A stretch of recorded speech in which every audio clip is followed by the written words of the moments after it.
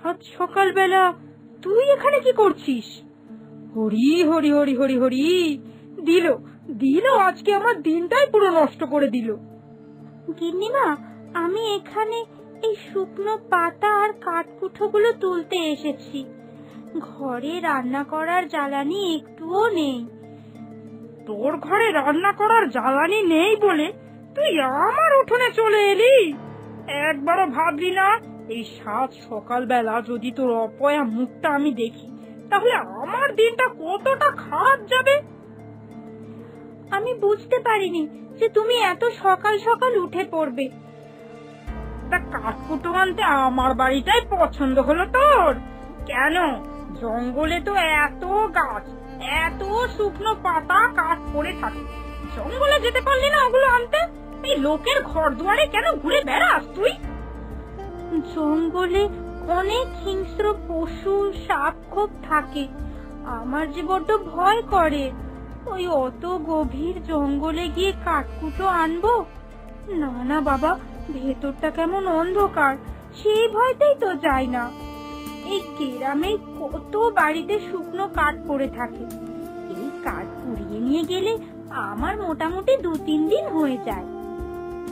চুপ কর, অলক্ষী অপয়া মেয়ে মানুষ একটা।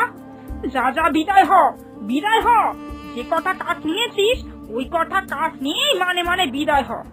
আর খবরদার, কোনো দিন যেন তোকে আমার বাড়ির উঠোনে আমি না দেখতে পাই। দেখলে দেখলে একেবারে মুড়ো ঝাঁটা নিয়ে সেই দিন আমি তোকে তাড়া করব, মনে থাকে? এরপর অভাগী সেখান থেকে চলে গেল। ছোটবেলাতেই তার বাবা মা দুজনেই মারা যায়। সেই থেকে অভাগীর 3 কুলে কেউ ছিল না। লোকের মুখে এইসব খারাপ কথা আর লোকের জুতো লাথি খেয়ে অভাগী ছোট থেকে বড় হয়েছে।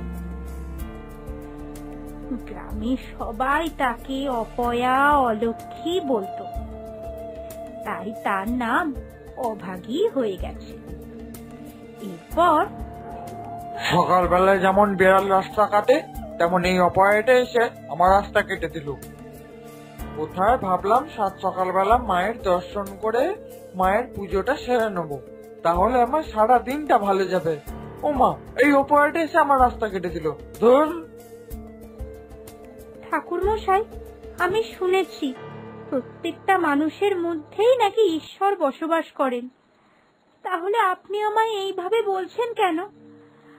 আমার দর্শন মানে কি ঈশ্বরের দর্শন নয়? মানুষের সেবা করলেই তো ঈশ্বরকে সেবা করা। চুপ কর, আর জ্ঞান দিতে হবে না।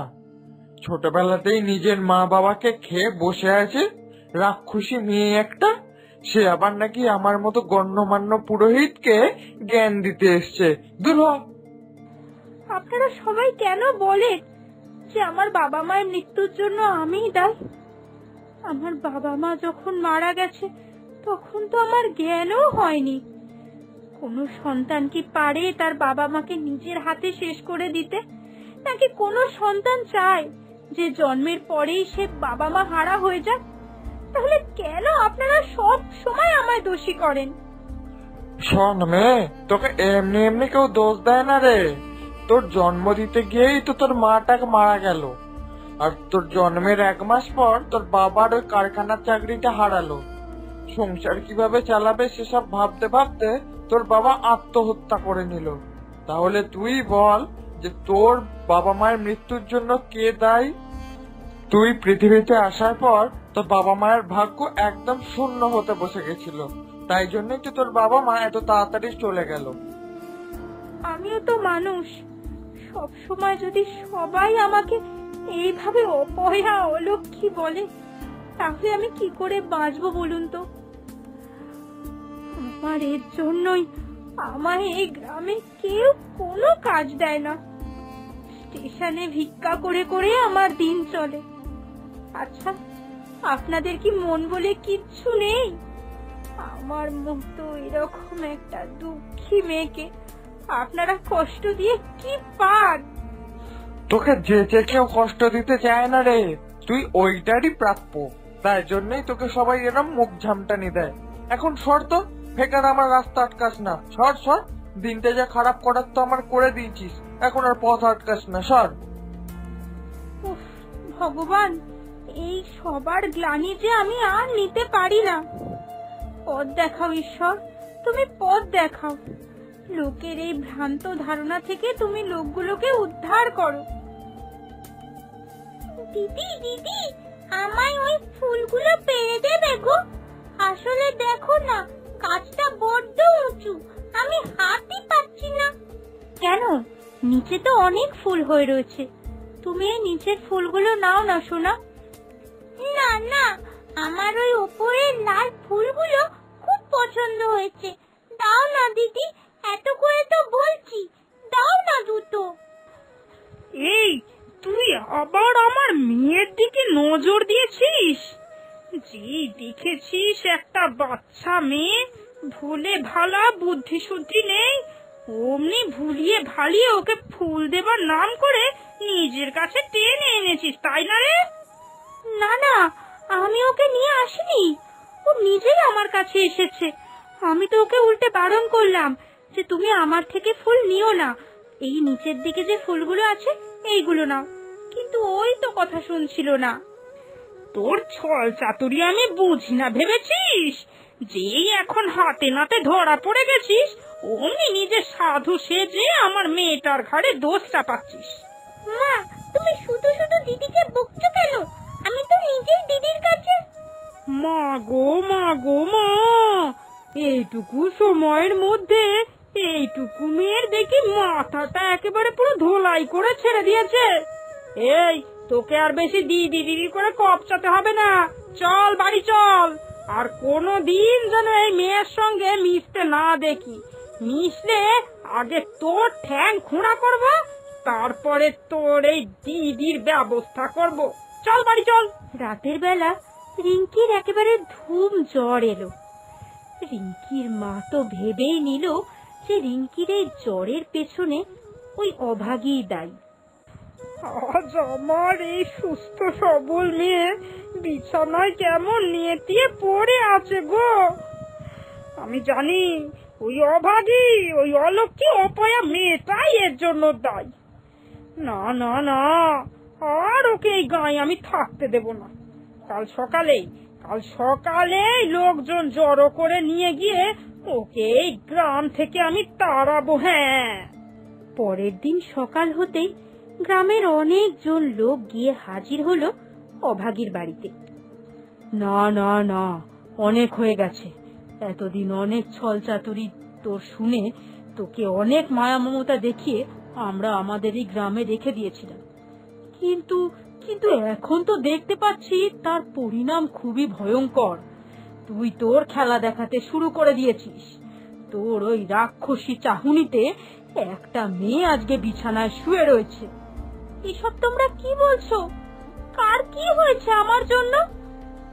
কালকে ওই রিঙ্কি তো এসেছিল তোর কাছে ফুল চাইতে। ব্যাস, তুই তোর ওই ডাইনি দৃষ্টি যেই না ওই বাচ্চা মেয়েটার ওপর দিয়েছিস, কাল রাত থেকে ওই বাচ্চা মেয়েটার একেবারে ধুম জ্বর সারবার নাম নেই। তুই কি মনে করেছিস এইভাবেই তোর ওই ডাইনি দৃষ্টি দিয়ে তুই আমাদের গ্রামের একটার পর একটা মানুষের ক্ষতি করে যাবি, আর আমরা চেয়ে চেয়ে বসে সেটা দেখবো? না গো, আমি রিঙ্কির কোনো ক্ষতি চাইনি, তোমরা এইভাবে আমায় গ্রাম থেকে তাড়িয়ে দিও না। আজ তোর কোনো কথাই শুনবো না, তোকে এই গাঁ থেকে আগে তাড়াবো, তারপরে আমরা সবাই মিলে জলগ্রহণ করব। বেরো বেরো তুই গাঁ থেকে আমাদের। আমার কথাটা একটু বোঝার চেষ্টা করো, আমি একা মেয়ে, আমার যে তিন কুলে কেউ নেই। লোকের দুয়ারে দুয়ারে ভিক্ষা করে যা অন্ন পাই তাই দিয়েই আমার দিন চলে যায়। এখন যদি তোমরা আমাকে এই গাঁ থেকে তাড়িয়ে দাও, তাহলে আমি যাব কোথায়? একটু আমার কথাটা বোঝো। তোর কথা বুঝতে গিয়ে তো আর নিজে মরতে পারি না রে। না না না, তোর কোনো কাকুতি মিনতি আমরা শুনবো না। আজকে তুই গ্রাম থেকে বেরোবি মানে বেরোবি। বেরো বেরো এখনই। দয়া করো না তোমরা আমার উপর, এতটা পাষাণ তোমরা কি করে হতে পারছো? তোমরাও তো মানুষ বলো। অনেকটা সময় কিন্তু নষ্ট হচ্ছে, তুই যাবি হ্যাঁ কি না? না হলে কিন্তু এবার ঘাড় ধরে তাড়াবো তোকে। তোমরা আমায় আজকে অন্যায় ভাবে এই গ্রাম থেকে তাড়িয়ে দিচ্ছ তো? একদিন তোমরা বুঝবে যে আজকে তোমরা ঠিক কি ভুলটা করছো। তোমরা আমায় ডাইনি বলে গ্রাম থেকে তাড়িয়ে দিচ্ছ তো? ঠিক আছে, আমি চলে যাচ্ছি। কিন্তু যে আমাকে ডাই মনে করে তোমরা ভাবছিলে যে তোমাদের গ্রাম নাকি উজাড় হয়ে যাবে, দেখো আমি না থাকাকালীনই তোমাদের গ্রাম একদম শেষ হয়ে যাবে। তখন তোমরা বুঝবে এ হলো এক অভাগী মেয়ের অভিশাপ। ভগবান আছেন, দেখো দেখো এর পরিণাম কি হয়। এরপর অভাগী সেই গাঁ ছেড়ে চলে গেল। তবে গ্রাম ছেড়ে চলে যাবার পরেও অভাগীর অভিশাপ কিন্তু সেই গাঁ থেকে যায়নি। গাঁয়ের অবস্থা আরো ধীরে ধীরে খারাপ হতে শুরু করলো। প্রত্যেকের ঘরেই জল লেগেই থাকতো, আর এই জ্বরের জন্য মৃত্যুরও যেন মিছিল লেগে গেল।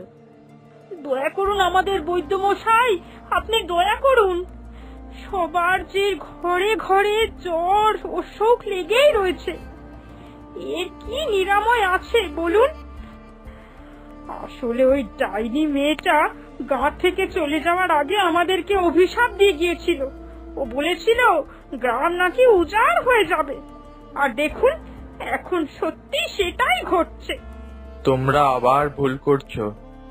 এটা ওই ডাইনি মেয়ের অভিশাপে হয়নি, হয়েছে তোমাদেরই কর্মফলে। আসলে তোমরা গায়ের মানুষ, কথা খুবই কম বোঝো, পুরনো রীতিনীতি নিয়ে থাকতেই বেশি ভালোবাসো। এটা হলো বর্ষাকাল, যত্র তত্র খালি জল জমছে, আর জল জমে মশার উৎপাতও বাড়ছে। তাতে কি হয় জানো? ডেঙ্গু। ডেঙ্গু আর এই ডেঙ্গুতেই এরকম জ্বর আসে।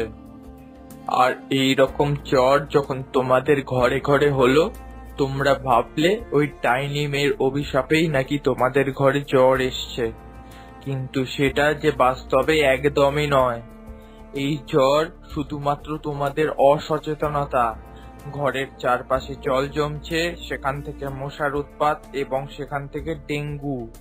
এই ডেঙ্গু রোগের জন্যই তোমাদের আজকে জ্বর আসছে। ঠিকই তো বলেছে বৈদ্য মশাই, একদম ঠিক কথা বলেছে। সত্যি তো, আমরা সত্যি ওই অভাগী মেয়েকে ভুল বুঝেছি।